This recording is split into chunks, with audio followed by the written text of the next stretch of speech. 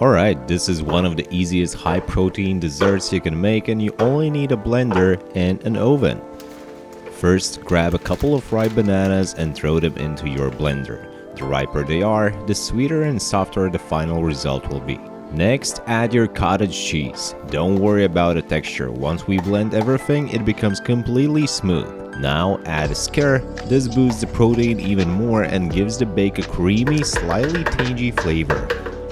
Add a few drops of your favorite flavoring. Vanilla works great, but you can use whatever you like.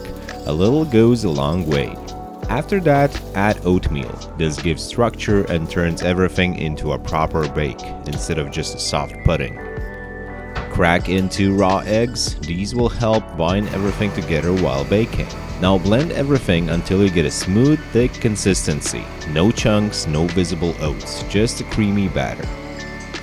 Line a baking tray with a baking paper and pour the mixture onto it. Spread it out evenly. It doesn't have to be perfect.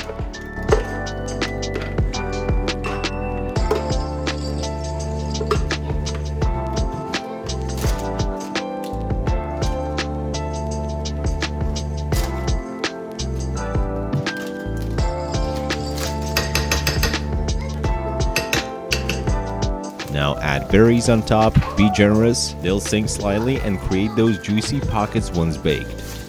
Put it into a preheated oven and bake until the top is golden and the edges are slightly browned. The center should be set but still soft. Take it out, let it cool for a few minutes, then slice it up. You get something that's high in protein, naturally sweet, and perfect for breakfast or a post-workout meal. Simple ingredients, minimal effort, and it tastes way better than it looks while going into the oven.